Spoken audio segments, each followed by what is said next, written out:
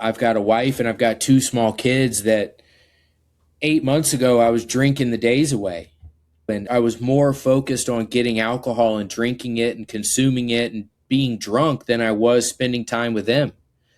And I'll never get those days back. From binge drinking and hiding beers to daily drinking, panic, shame, and hundreds of failed attempts to quit. This episode is a real conversation about what it actually feels like when alcohol slowly takes over your life. But it's also about what happens when you finally stop trying to do it alone. And this is JB's story on the Sober Motivation Podcast. Welcome back to another episode of the Sober Motivation Podcast. Today we've got JB with us. JB, how are you? I'm good, man. Good to be here. Yeah, I'm happy to have you here, dude. What was it like for you growing up? God, I've been thinking about that question all week. It was, interesting. It was hard for me. I struggled a lot. I was born in Atlanta, grew up here. I live in Atlanta here, outside of Atlanta in the suburbs. And I struggled a lot, man. Struggled emotionally and education, really. I always had a lot of friends. But it was a struggle. I grew up outside of Atlanta, and my parents were and are business owners. So I grew up really kind of well-to-do. We never struggled or lacked for like anything material, The struggle was growing up in a house that, I've shared before, that felt like I was inside of a boiling pot of water. And just the chaos and the loudness that came with that. I struggled a lot in school growing up, and I played sports. So that was like kind of a saving grace, and did well in sports kind of my whole life. And yeah, I ended up getting held back in 8th grade. Really? Well, what effect does that have on you too, when you're growing up? And I know a lot in my story, I share a lot too, is like that's kind of how you're measured, man, for better or for worse. And if you don't kind of fall in line or do well, I know for me personally, it took a hit on my confidence, self-esteem, and I just stopped caring about doing well. But like, what impact did that have on you that you can remember of when you're younger? Yeah, you're right, man. I think I'm still figuring that out. A lot of that. I started using and drinking when I was young, like 11. Yeah. So I just never knew any other life. And I'm 35 now. So I never knew any other way to exist other than using substances. How at 11 years old do you get introduced to that, or does that come into your life? Man, well, I started smoking cigarettes when I was 9. And I've shared before that my mom, when I was like 10, found a Ziploc bag of used cigarette butts and knives in my room. And good Lord, what a maniac this little kid is. And I don't know. When I was young like that, I grew up at the skate park at that age. Mm-hmm. And I don't remember if there was like a person or a particular instance that was like, hey man, try this. Like, I just remember, I remember by 12, I was filling water bottles with different types of liquor from my parents' liquor cabinet. And I was already smoking some weed and cigarettes. Yeah. So that you at the skate park too, like hanging out at the skate park, you probably an older crowd there as well. Older people. Yeah. Maybe an influence like that indirectly, maybe what people are doing, or it's kind of like that thing when we're younger too. It's that curiosity of the things we can't do become so exciting, right? Drinking, smoking cigarettes, smoking pot. It's like, that's the level up. That's the rite of passage. But it is interesting too, how that made so much sense for you. And I think what you shared before is probably checking some of those boxes for you. It feels like life, chaos at home, struggling in school. This is only my take, and I could be completely off here, but it feels like life is pretty chaotic all around. Maybe your desire for a sense of control. I hear that in a lot of people's stories in one way or another, is substances allowed us to control our emotions when everything else around us felt like we had little or no control of. I don't know if that makes any sense or not. I think on a level, for me, it almost feels like, because I never felt in control, whether I was drinking or smoking or skating or wrestling or whatever it was, or at home, I never felt in control. I think the control aspect came from the decision to do it because it was different. Most kids when they're 11 aren't smoking cigarettes and trying out liquor, right? It was this idea that I had to go and get it or go and find it and then do it. Thank you as always for listening to the show. And I'm coming to you today with some exciting news that the Sober Motivation app is officially live in the Apple App Store. This is more than just a tracker. The vision and mission behind the Sober Motivation app is to build a community.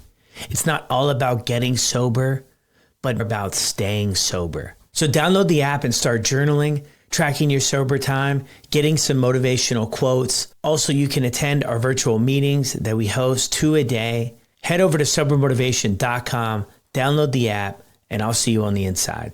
And yeah, maybe that was it. Maybe the control was in the act, and it was like my own independence, kind of. Yeah. You said your mom had found the cigarettes too when you were like 9 there, but is anybody else picking up on that you're like into this stuff like early on or no? Not any like type of authority, I don't think. That's a big streak throughout my story is there were so many things that when I look back on now, like that were just, I've worked in the area of like behavior therapy with kids on the spectrum. And so I've kind of always had this kind of ability to see things in people when they're struggling and stuff, but being trained in it, you get trained to look for certain things. And man, those red flags were there for me when I was a kid and nobody came, like nobody helped out. And it's just crazy. Like I remember being in middle school and I'd get like a 30 on a math test, abysmal grades. And the answers would be like 2 squared. And I would write a 2 and then I would draw a square. It was like I didn't even understand what the answer was supposed to look like. And nobody stopped me and said, hey, what is this? Like, how'd you get there? Until college. Yeah. And then I really succeeded. So, yeah. What was it that helped you maybe fly under the radar a bit? I don't know. To be honest, I don't know. I had behavior outbursts in school and I had the obvious kind of like formal classroom type education that wasn't working out. And I don't know. I just did fly under the radar. Yeah. Yeah. And your parents were busy with their business or businesses. Yeah. You have siblings? Yep. I got one like blood brother, like younger brother. And then I have 4 younger stepbrothers. So we've been together for a long time and I've known him since my youngest brother, I've known him since he was probably 4. Okay. So yeah, we've been together a long time and so I'd just say I got 5 brothers, but yeah. Yeah. And you guys all lived together growing up? Partly. Yeah. If we were all, I kind of split time between my mom and my dad's house, week on, week off kind of deal. Okay. So if I was at my mom's, it was a big group of us eating 10 pounds of pot roast for dinner and just crazy. Yeah. So when did your parents separate then? Or was that since you were born? No, I think I was 12. Oh, okay. Yeah. 12. Yeah. And I don't know. It's hard to put any amount of impetus on that and like how that split affected me, because I remember at the time when it happened that I was relieved because then the fighting would stop, the yelling and the screaming would stop. Yeah. But about 12, 13. Yeah. I mean, how is that too? Because I feel like a lot of people that come on this show talk about struggles at home and sort of chaos there, or I think really I remember my buddy Jason shared it. I felt like it was so well. He just never knew what he was going to come home to.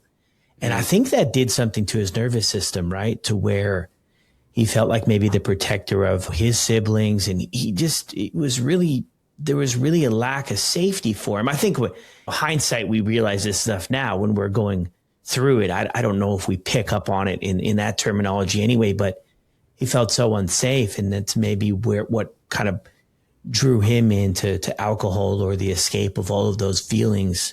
What do you think about that time in your life too, how that impacted you, but maybe not really realizing it at the time, or maybe you did?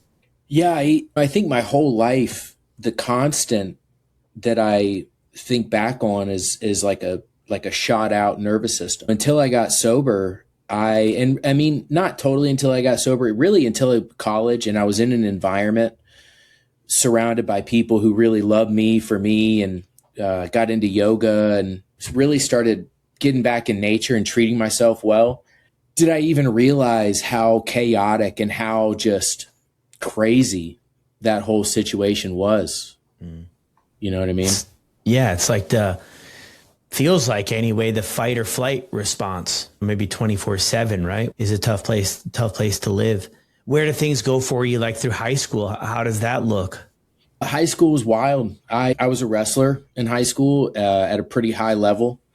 And so I had this, when I look back on it, this crazy kind of dichotomy of like a high level athlete, but I was also partying and using all the time.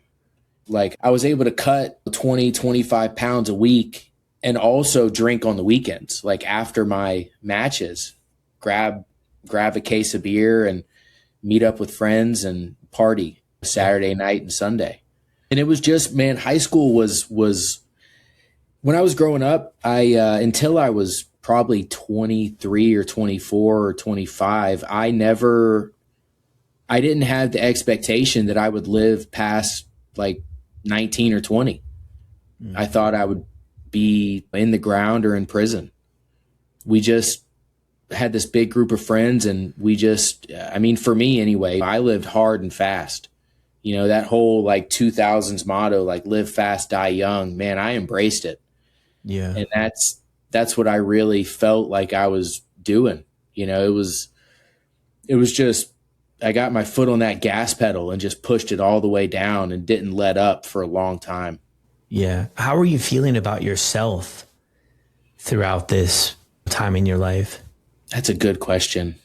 You know, I have a lot of outward confidence, and through this time period, I had a lot of that too. I was good looking, I was fit, I was in shape, I was in a good area, but internally, a lot of imposter syndrome, I think. And I think a lot of that stems from when I was younger. You know, people always told me, they're like, Josh, you're smart. You know, what's going on? You know, and I'm like, I don't know. I can't do it, you know? And that was a pretty big pattern where people would tell me one thing, but like you said earlier, school is kind of how we're measured almost as kids. Yeah. And it didn't do well for me. I didn't get my first A in an academic class until senior year.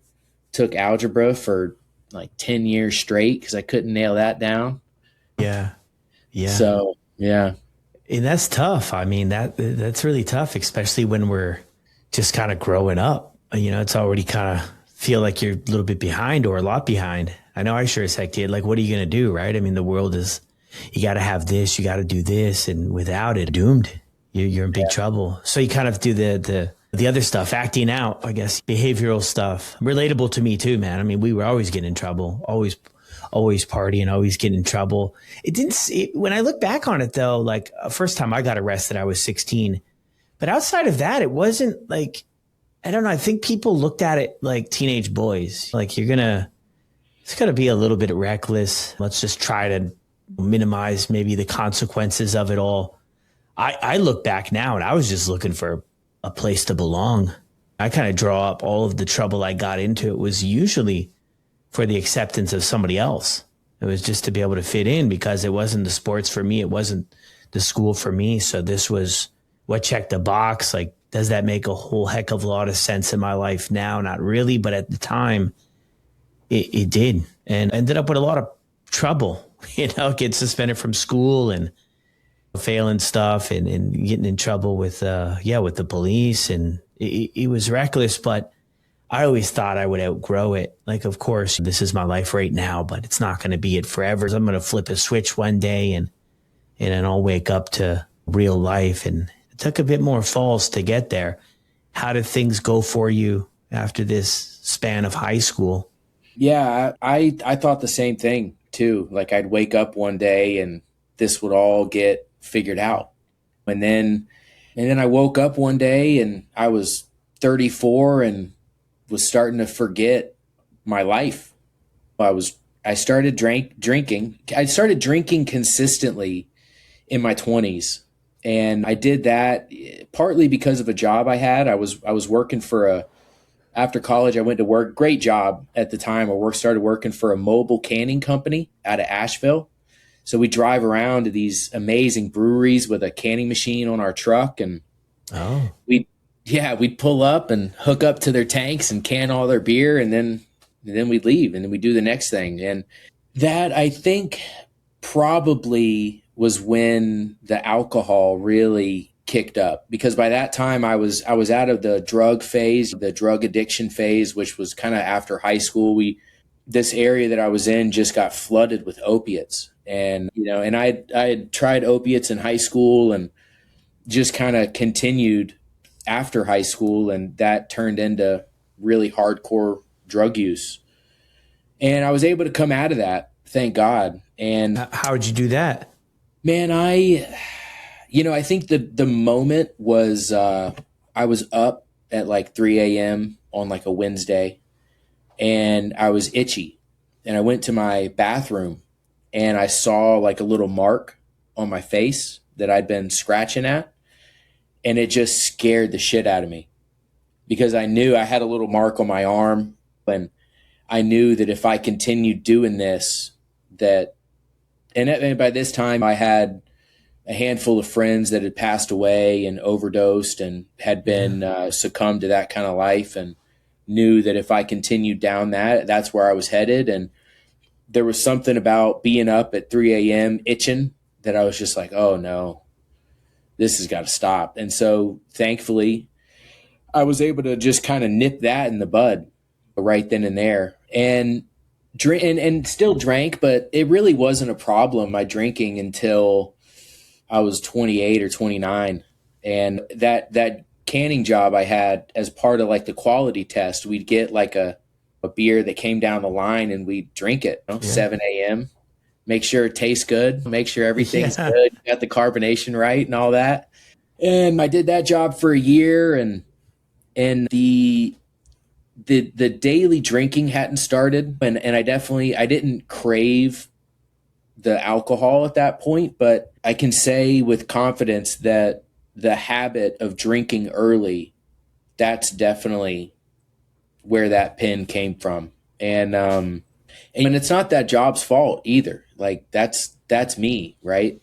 Like I used the idea that we would be in this job and taste test a beer early as an excuse later to, oh yeah, well here's a leftover beer, let me just throw that back, right, on a Thursday morning when I wake up. What about the progression to sort of get to this point too? Because that's always so interesting to me, is like for some time you mentioned there, it wasn't necessarily a problem. Like, hey, maybe you were drinking more than you wanted to, but it doesn't sound like it anyway, that it was causing huge friction in your life leading up to this. But that's always so interesting to me, is because there's a lot of people that are in that spot right now that, like, we believe, well, it could never get any worse. Like it can't go from here. So what was that like? You ever have any thoughts like before this job of like, hey, I need to cut back drinking, quit? Anybody mention anything like that, or not really? No, there's definitely red flags in there. When I say that the drinking wasn't a problem yet, I think I say that because it wasn't a daily thing for me. I wasn't relying on it to live my life. Okay. But through college And even in high school, I was a binge drinker. And so when I would drink, I would just go all in. And there were times where, I mean, I would drink and drive. And I remember one time leaving a party and I woke up behind the wheel and my car was off the road on the shoulder heading for a telephone pole. And I just kind of got it back on the road and kept going home. That wasn't a regular occurrence, but it was regular enough that when I look back now, I'm like, oh my God. Yeah. I mean, lucky to be here. Yeah. 100% of that statement. So there were always, when I drank way too much all the time. When I was kind of surrounded by people, that's just kind of how we partied, right? We partied hard. And that's it. Yeah. So maybe I think in the moment it was hard for me to relate that to seeing it for what it was. And that's just kind of how it went, man. Yeah. And I think that that's another thing to highlight there too, is the people that we surround ourselves with are doing the same thing. So we don't notice that there's a different way to live or that everybody doesn't drink this way. I mean, I thought when I was going through college, like everybody did this. Everybody drank like this. This is what, and when I look at it now, I'm like, no, everybody was not doing this with the recklessness of it. And it's interesting too. You point out sort of that one incident behind the wheel there. And I just think of people who aren't going to struggle with this or don't struggle with this, being in a situation like that feels like would be a massive wake up call. And I'm only guessing here too, but there was probably a lot of things that happened like that. I sure as heck know in my life there was a lot of things that I should have been like, okay, this ain't right. But I don't know. I never really, as naive as it sounds, I never really coined it up to the alcohol. It was just a one-off night. This is what everybody does. It's all good. I made it out okay. I never really looked in the mirror, and I don't know that anybody else really mentioned it early on for me that, hey, dude, that was really pushing it. And I think that's because I hung out with people that just co-signed the bullshit all the time. It just wasn't a big deal. It was kind of cool. It's really strange looking back. Yeah, my friend group, I love these people. I do. They're good people. I think that for me, it was because I had people that would tell me later, right? Like the morning after, they're like, Josh, you drank way too much, man. You gotta watch it. Right. And then we'd laugh about it and we talk because we're all here. We're all okay. Everybody's okay. It's all good. Nothing tragic happened. Yeah. You know, I think at this time we were just living the college life, right? We were having a great time around good people. And like I said, it wasn't every single day. It was kind of a weekend thing, right? We'd get together and party and do these things, but that doesn't make it okay either, right? And since then, I've had a handful of friends in that group who have gotten sober. And that's really my first AA meeting was with one of these friends. And he was over at my house. He was about a year sober in like 2019. And we were hanging out and I'd been drinking and I'm like, hey, you want to go to the AA meeting up the street? Like you need to go. And he's like, yeah, we'll go. And then we talked to another friend and he's like, yeah, we got Josh here. We're going to the AA meeting. And my other buddy's like, oh, it's your first meeting, Josh? And I was like, oh, well, this meeting ain't for me. This is for him. I'm just going as a support friend, And that was my first AA meeting in like 2018. And that was the first time I'd been in anything like that. And yeah, what'd you think of it? Man, it was intense. Yeah.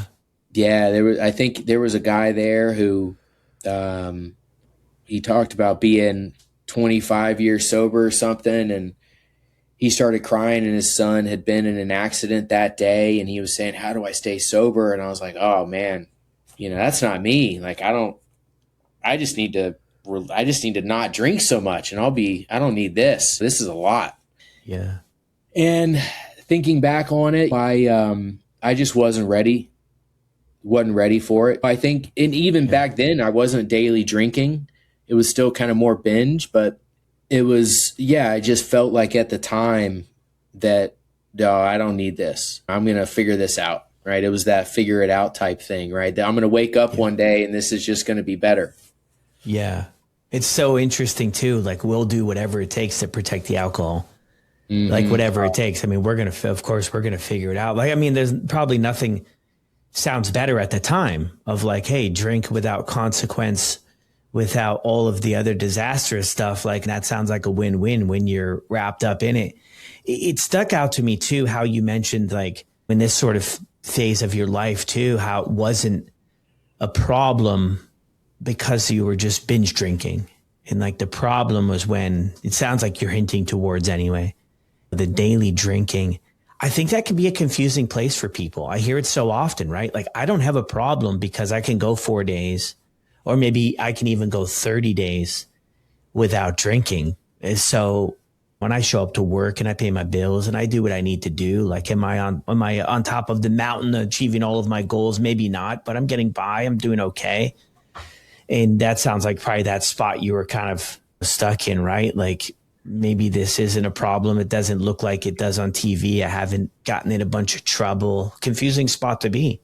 Yeah, it was, and it held me back, man, for a long time because I knew, call it 2018. I knew that my drinking was problematic, but I wasn't drinking daily, and I just knew that when I drank, I tended to drink too much, and I tended to get in fights with whoever was around, right? I tended to pop off when my mouth would say something stupid and I'd take it too far, but it wasn't, yeah, the that image that we have of these people who like are living in the gutter or under a bridge or lost their family and got to drink alcohol at 8 a.m. to get through the day.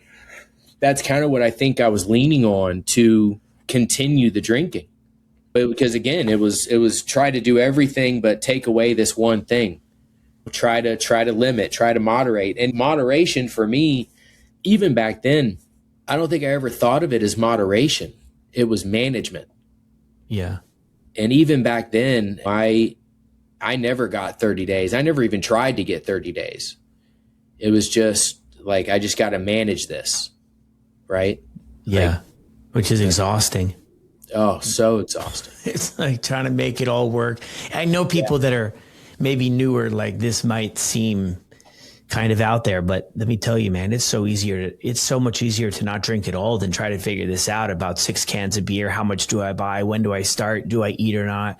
How do I hide it? And the list goes on and on. How much can I drink before so I don't feel like a bag of shit tomorrow? But I would always just have more, man. I was like, yeah, it's going to be this. And then I'd have another one, make a billion excuses for that and just keep it going until I passed out. That was like the routine. You brought it up too, like drinking every day. Was that sort of a line in the sand for you, for your life too? Like, as long as I'm not drinking, I'll never get to that point, right? Because I don't think anybody wakes up one day and they're like, yeah, shit, man, I'm just going to start drinking every day. It's what I've always wanted to do for my life. I think a lot of us believe like, well, that could never happen for me. There's no way. Like, did you think that was a possibility for you? You know, I've been thinking about that a lot because I've heard you say that. And man, this is going to sound insane.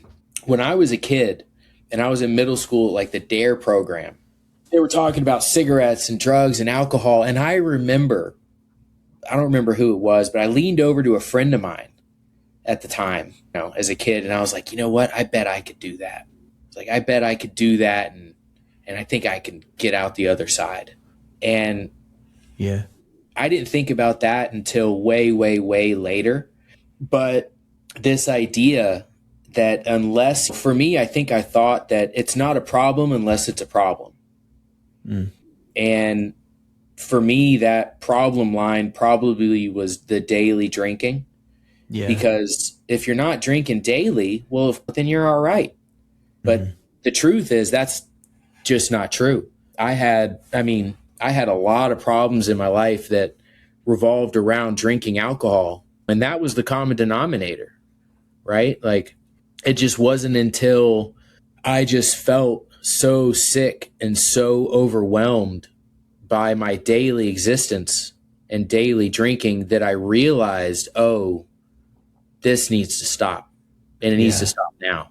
When did you start drinking every day? Like, we're kind of up to the 2018 2019 mark, is that when things shifted for you? I think it was, yeah, probably around 2020 and 2021. I'm a big introvert. And so when COVID hit, I'm like, oh, great. This is awesome, you know?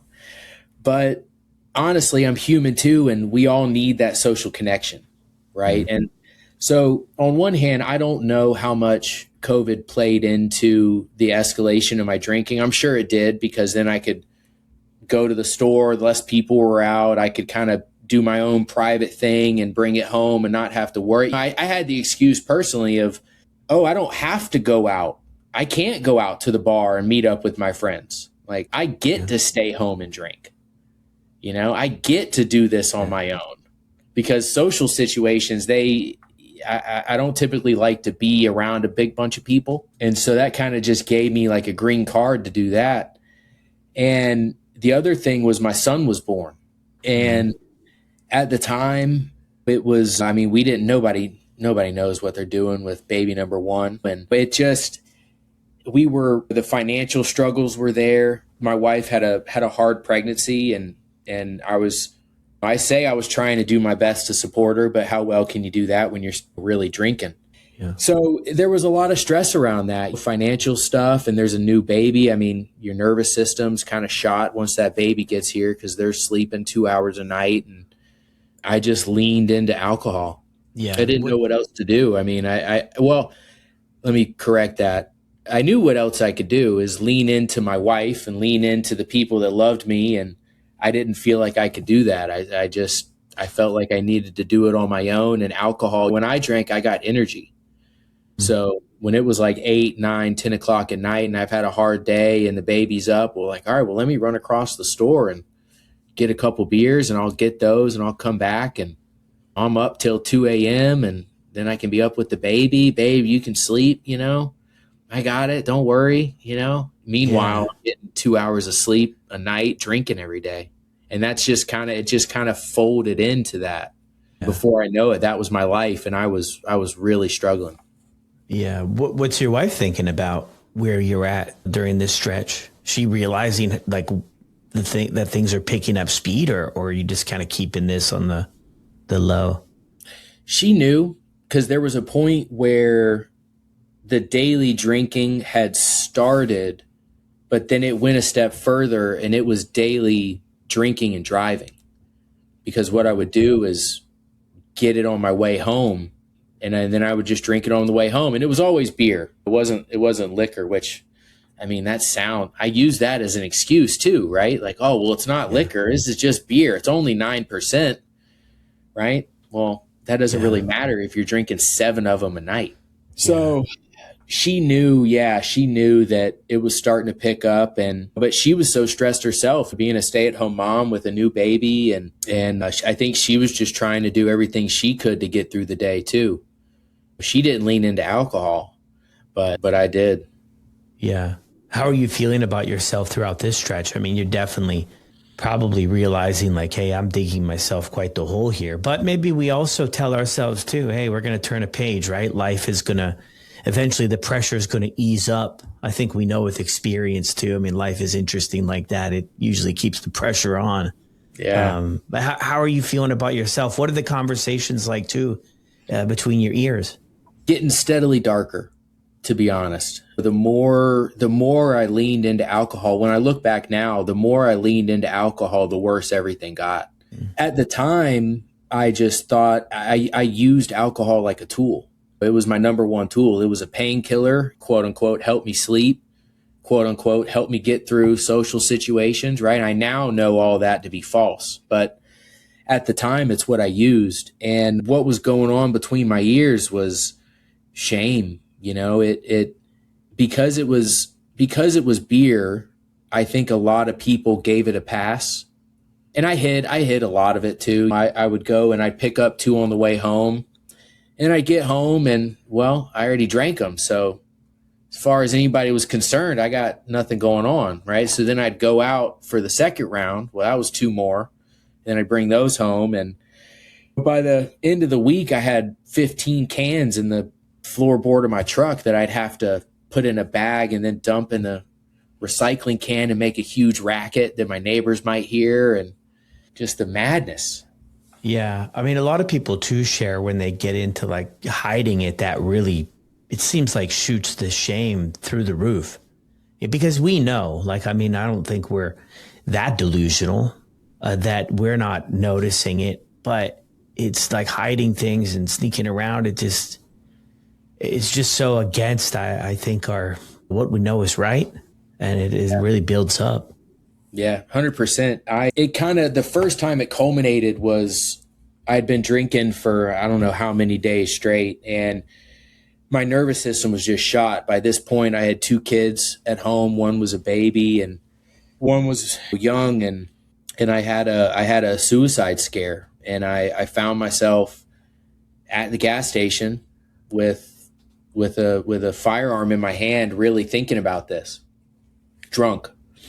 And I knew I've had a lot of friends pass away through the years, and so suicide is something that's pretty close to home for me. And so I knew that usually, like, I forget the stat, within 2 hours or 30 minutes, the decision's made and then it happens, right? Nobody knows. And so I knew that I didn't want to let that happen, even though I knew I was sitting here contemplating this. And so I called my brother and he walked me through it, and he stayed on the phone with me all night.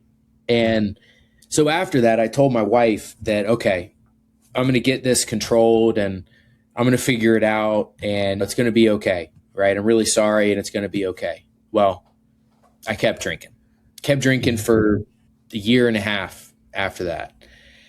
And what that did, though, is that was the first time I kind of got sober curious. And I remember the first time I popped on a sober podcast and the host said something along the lines of like, we're going to talk about drunk math today. And if you've ever thought about how many drinks you're going to have this afternoon, or how many you had yesterday, or how much money you're going to spend, he's like, welcome to, and I think it was Sobriety Uncensored, Daniel Patterson. Yeah. And I just went, oh shit, oh man, here I go. And so that started the journey into sober life and being sober and being alcohol free. And like I said, I mean, I spent the next year and a half with hundreds of day ones, I don't think I made it 3 days until, 7.5 months ago, 227 days now. I didn't make it 3 days before that. Yeah. Wow. What was that process like for you too? Because I feel like that's familiar for a lot of people, right? Like you try and you don't achieve your goal and then you got to get back up, and that whole cycle. Like what was that? That was, it turned into daily drinking, and it turned into daily drinking to such a point that, man, I mean, my hangovers were lasting, 2-3 days at a time. I started, my short-term memory started to fizz out a little bit. My coordination started to get off a little bit, and it just became so overwhelming that I mean, it was either, I really felt like I got to a fork in the road, and I didn't have a decision. Nobody gave me an ultimatum. I didn't have any outside legal consequence waiting for me, nothing like that. It was me looking at my situation going, Josh, what are you doing? Like, you got to get this, you got to do something, because if you continue, this turns into liquor and this turns into a deathbed. I knew that that's where this was going. Yeah. And I just was, like you hear it on these podcasts, I was so sick and tired of feeling sick and tired that I knew I had to do something. And so by the time I think I listened to Sobriety Uncensored for the second time through and was still drinking, I saw this picture of this goofy guy on Spotify. I'm like, man, who's this dude? What's going on here? And so I click it, and it was your podcast, and I listened to a handful of that, and that's when I first heard about community and something other than AA anyway. And so then I had to actually find a couple episodes that pointed me in the right direction, and that's when I found the Sober Motivation Community, man, and hopped on my first meeting. And that first meeting was day one. It was the night of day one, and I was so hungover. I don't even know if I had my camera on. And I woke up sober the next day and Day 2, I got on the meeting and I turned my camera on and felt like shit and felt terrible, but knew that I'd woken up sober, and I knew that I had something to look forward to in that meeting in the morning. And I shared and just kept coming back Yeah. every Found day. a strange guy with the podcast cover. You know, it's interesting. I had somebody message me the other day, and I've heard this a bunch of times, of like wondering how they found the podcast and stuff. And I'm like, it's so weird how it works. You kind of find what you need. Maybe it's really interesting. I don't think it's on accident for people.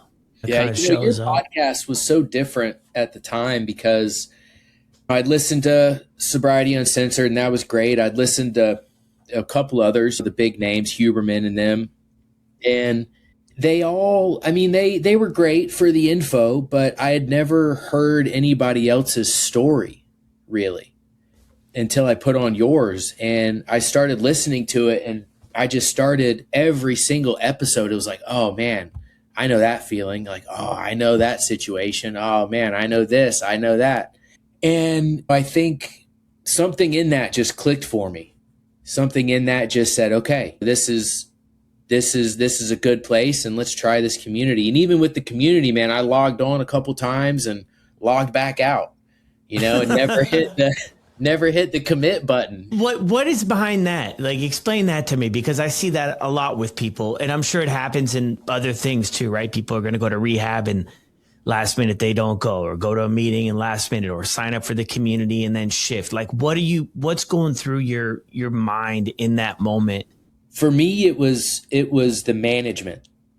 Up until I hit commit and then got on that first meeting that night, I thought that I could manage this thing. And again, not moderate, because for me, it was never about moderation. It was about management. And by the time I hit commit and got on that first meeting, I had spent, and then here's the end of the story. So I'll get to that in a sec. But I couldn't manage it.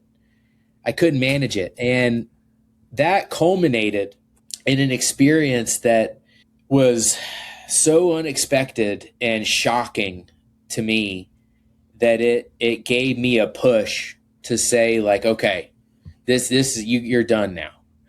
And that was, I'd been drinking every day for however long, and I had this tattoo idea for years, getting this thing on my leg and having it come up the ribs, and it was going to be petroglyphs, like rock art. Okay. I love history and I love that stuff. And so I'd spent years coming up with this idea. And so my wife's like, babe, I want you to go and get it. I want you to go get it. I think it'll help you feel better. I'm like, okay, great. And I knew going, I'm like, I don't need to do this. I feel fucking terrible.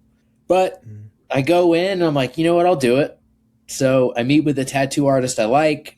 We talk about this idea. I come in for the appointment, and I spend 5.5 hours getting 5 tattoos at once as part of the beginning of this piece. And Brad, when I tell you that I've never experienced panic like this before in my life, I mean that. Because when I got up out of the chair and saw these things on my body, because it's petroglyphs, and petroglyphs kind of look like children's drawings, a little bit. Okay. And when they're not on rock, they really look like children's drawings.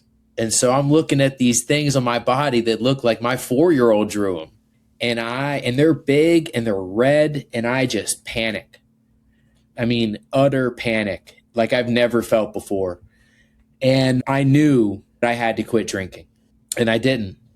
I continued on for another week. I think I got 2 days, and then drank again, and then 3 days, and then drank again. And then by that last time, that was October 6th. And October 7th, I'm done. I can't do this anymore. This tattoo is fresh. I got to live with this thing now. I'm looking at it every day in the mirror. I'm in a panic for like a week. And I got to change my life, and I got to do it now. I'm out of time. And I started thinking about that.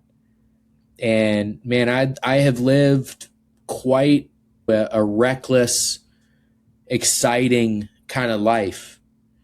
And it was only a matter of time before I got pulled over or got in a car accident or cause my family to leave me because I'm such a raging asshole when I drink.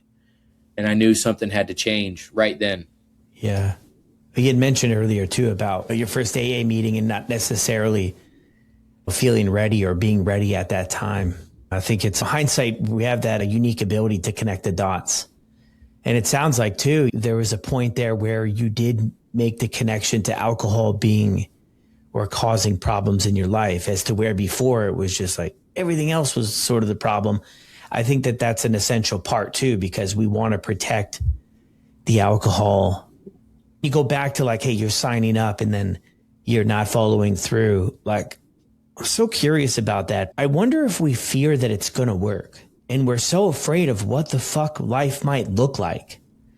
Like, it's not that it's not going to work. It's that, hey, I plug into this.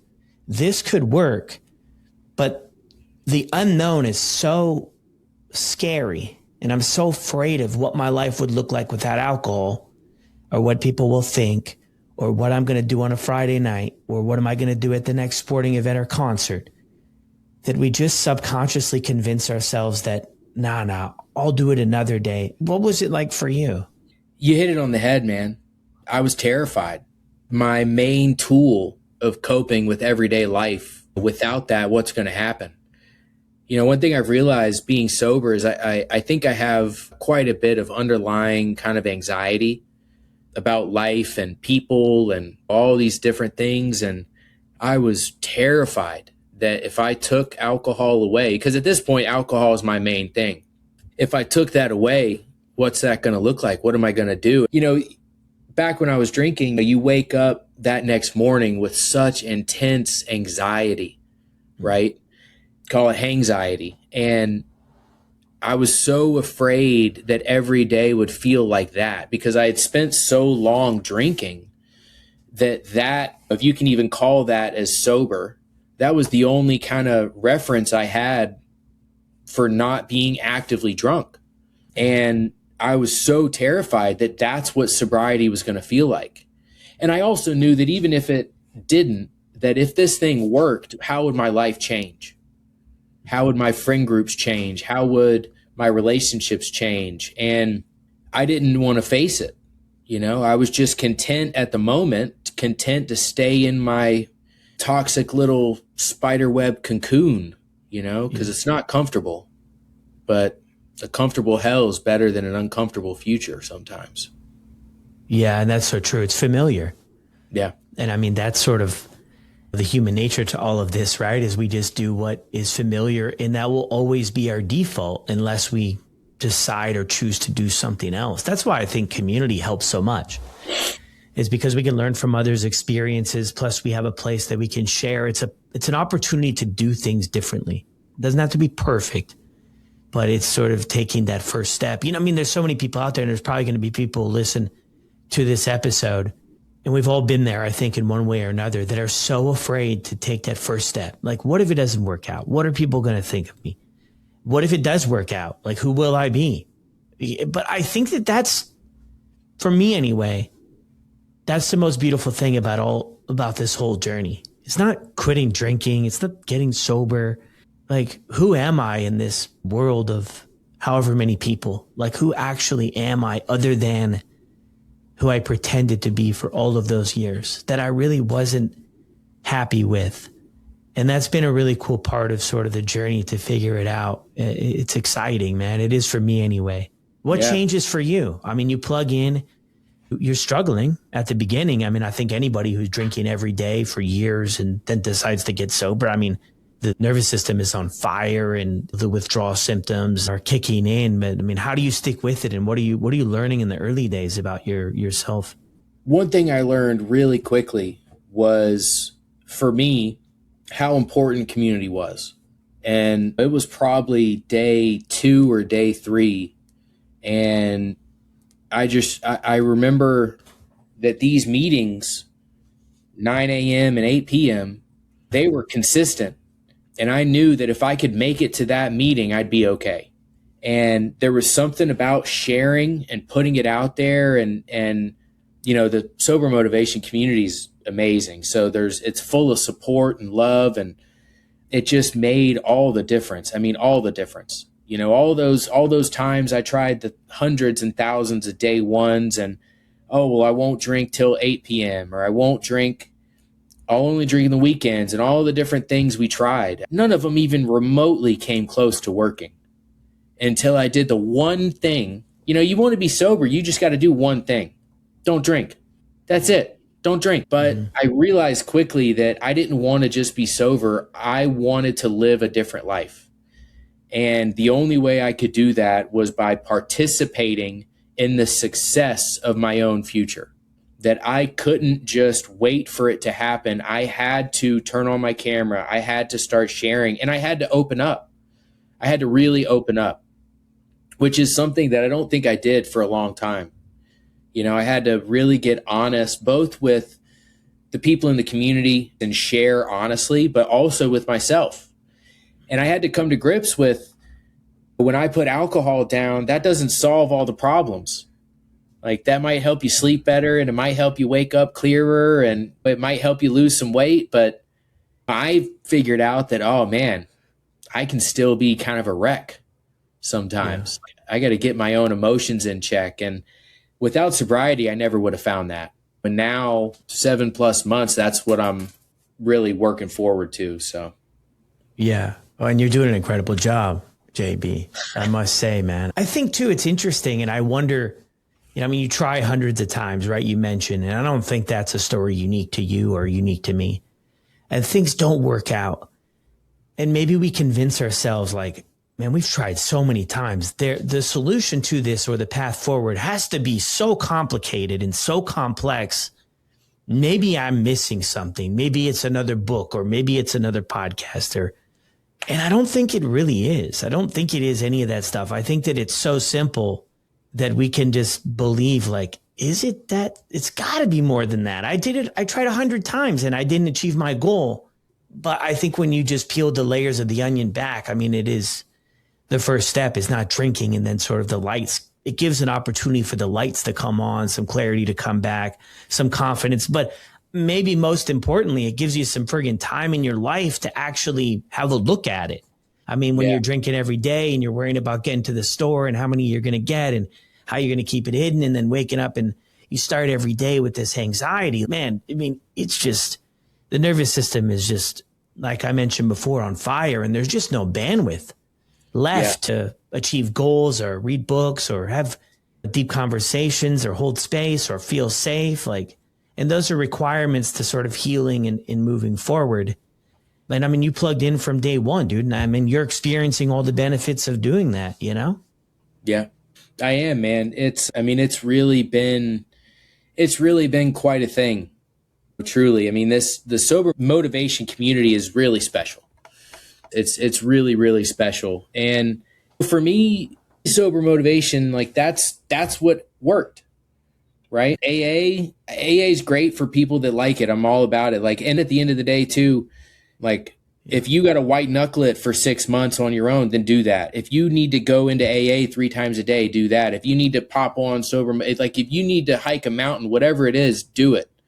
And don't wait, because it's not going to get any better. One thing that I think really helped click all this actually is, I heard you say on one of your episodes that this is a progressive disease. And I had never heard that before. All the podcasts I listened to and things, I'd never heard that. And I just got to thinking in that moment about my own situation, about, oh my God, this is progressing, and this is progressing fast.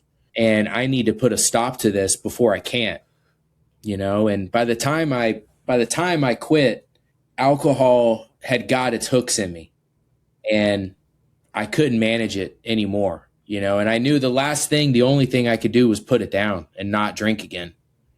That was it. So. And what are your thoughts on that being easier than trying to manage? It's easier now. And I'll say this for anybody out there that's listening to this, that's debating or thinking, and it's hard for a minute. Putting the alcohol down and not drinking is hard for a minute, but it gets better. And it gets easier the more you do it. It's just like going to the gym and using muscles. It is. And it gets more familiar and more comfortable. And then you kind of come to this point where you're more comfortable in sobriety than you ever were in your active addiction, drinking. I was never comfortable drinking. I always felt bad. In sobriety, I feel good, and I'm good with that. And it just took a little bit of time, and everything that people say is true, right? When you hear sober people talk, like, it gets easier, stack the days, one day at a time, just don't pick it up, right? All these things are true. And for me, I just had to lean into trusting the process and trusting that these people were telling the truth, and they were, and they did. Yeah. And now you're here telling the truth, Yeah. hopefully. Speaking that truth, baby. Yeah. I mean, you're kind of heading towards wrapping up. I mean, what do you think is maybe the coolest thing you've gotten back, or the most important thing you've gotten back into your life that really makes all of this so worth it? I'll say, for one, I have a whole new friend group in the community, right? It's kind of like my social hour. So that's really cool. But really, the most important thing, I think, is my relationship with my family. I've got a wife and I've got two small kids that 8 months ago I was drinking the days away. And I was more focused on getting alcohol and drinking it and consuming it and being drunk than I was spending time with them. And I'll never get those days back. And thank God it was only for a relatively short amount of time. But now I get to sit with them, and I get to see my kids, like, funny little things they do. And I get to joke with my wife, and like, I get to live in these moments that are so precious and are so unique that will never happen again, and I get to experience that, and I get to be in it. And I never could have done that with drinking. I thought I could, definitely thought I could, but no, man, it's not even close. Yeah. And when you're in it, yeah, it can feel like you're showing up, and maybe you are physically, but how much are we sort of present for the moments and appreciate things, and maybe the level of gratitude we feel? Where do you fall on the list of, like, if that's relatable, of getting yourself back, or maybe for the first time starting or beginning to discover who you are, what you like to do, and feel good about the choices you're making? That's huge, man. That's huge. I mean, I started drinking and using when I was so young. I didn't know another way to live. But now I'm 35 and I got grown up responsibilities and I got things I got to take care for. And I'm like, oh, what's this feeling I'm getting? Like, I'm learning how to be a real boy.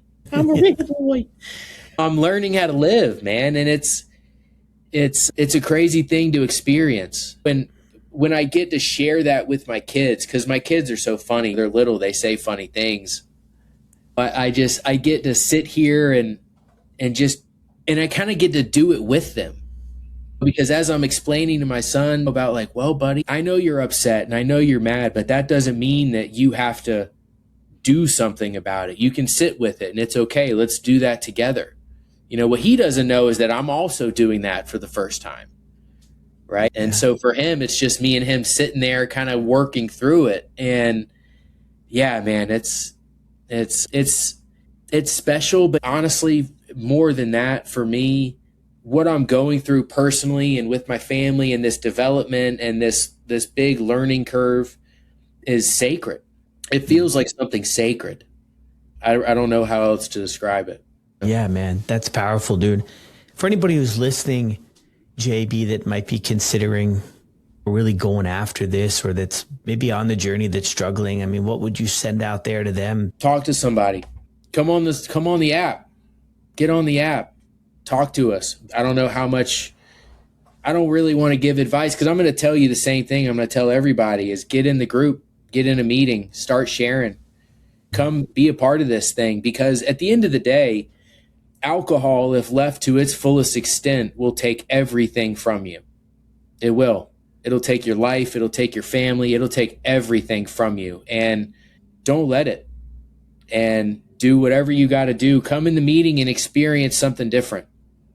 That's what I would say. Go do something different. Come in the meeting and see it. Yeah, check something else out. It's interesting too. You brought up sort of the big part of shame, which obviously I think is relatable to so many people's stories, right? I mean, the shame I think drives us into isolation.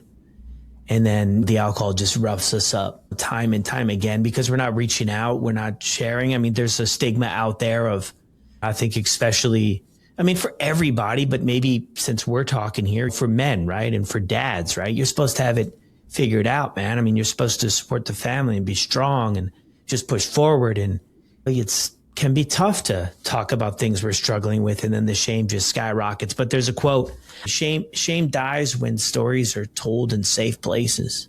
And I think that I've heard so many people be a part of groups and be a part of meetings and just have a place to talk about stuff because you know what, like what we've been through, the choices that we've made, other people probably have as well, you know, and it kind of goes to show that like, it's okay. Like we can move past this. We can heal. We can learn from things, but sharing it, I feel like cuts it in half, like cuts that shame in half and can really give us a springboard to kind of move forward because being stuck like that on our own and feeling like we should know better or we should do, you know, we should be better or we should be able to control it or manage it. That's exhausting. And it's hard to deal with that alone. It is. It was impossible for me. I mean, when I got on the community and when I started sharing, I mean, I realized that quickly that doing this alone was impossible. It wasn't going to work. I couldn't do it. And to your point about the shame and people out there feeling it, what I want to say is it's okay. It's okay. I failed hundreds and hundreds of times. I made so many mistakes. I can't even begin to say or count. And it's okay. You know, whatever happened, whatever's going on, like you said, sharing and that light that we bring to it, it cuts it in half because when you do that, I know in these meetings for me, whenever someone shares, there's always something I can relate to, always. And I think that's the case for a lot of people. You know, I think that's why it's so powerful because for me, I couldn't do this alone. Alcohol won. I'll say that too. It won, man. I got beat and I'm done with it. Right. I'm done. Hang up the gloves, put up the shingles, put up the hammer, whatever you want to say. Like I'm done with it, man. It won. That's it. I'm on to something new. I'm going to let that thing keep on rolling, man. And the only thing I want to do is everything I can to limit the amount of people that have to suffer with this. You know, you don't have to suffer alone. Nobody does. And it's okay. We're all here. We've all been through it and it gets better. It does. The first couple of days are rough, but it's okay. You're going to wake up and little by little, you'll feel better and you'll get to a point where you look back and you're like, man, I got 10 days. I got 20 days, 100 days. You know, It's crazy. It goes fast too. You mentioned there too, you're kind of introverted too, which kind of brings me to the curiosity of myself. What inspired you to share your story with people? And maybe you hinted on it in your previous sentence there. I want to help. You know, I think me being introverted, I lean into isolation. I get my energy, like my recovery is when I'm able to be alone in the quiet and kind of take some breaths and do my own thing alone. But when I added alcohol to it, it became something different. It became toxic. And I want to help, man. And I hope whoever's listening to this can identify something that you relate to and hit me up. Come in the community, man. I mean, I want to help, dude. I've shared before, like if I had $1 billion, man, I just want to be a philanthropist. Like go build like water parks and roller coasters and treatment centers, you know, go make people's lives better. So. Yeah. And I think that comes from such a good place because you have that firsthand experience of what it feels like trying to figure out all this on your own. And it's exhausting and just kind of surrendering, asking for help can make all of the difference. It feels like the scariest thing in the world, but it's all good. You know, like we all started there. I think it can be overwhelming too, right? I'm at one day. It's like, dude, that's the best day of your life. Like we all started there. It's okay. But I think people beat themselves up, you know, like I'm so early in this and it's like, no, like it's all good. It's okay. Day one or day 1,000, like it's all just a day, you know, just win the day. That's the mindset that helps me. When I was outside of it, I remember hearing that, right? And I remember thinking like, oh, that's bullshit. Like these guys that got 10,000 days or 100, there's something else, right? Again, it's got to be more complicated than that. And then once I got into sobriety, I started hearing we've all had the day one. We're all one step from the ditch, right? This is an active process. Some you got to participate in. And we've all had day one, and we've all had day 2 and 3 and 4 and all the days. And it's all okay. It's all okay.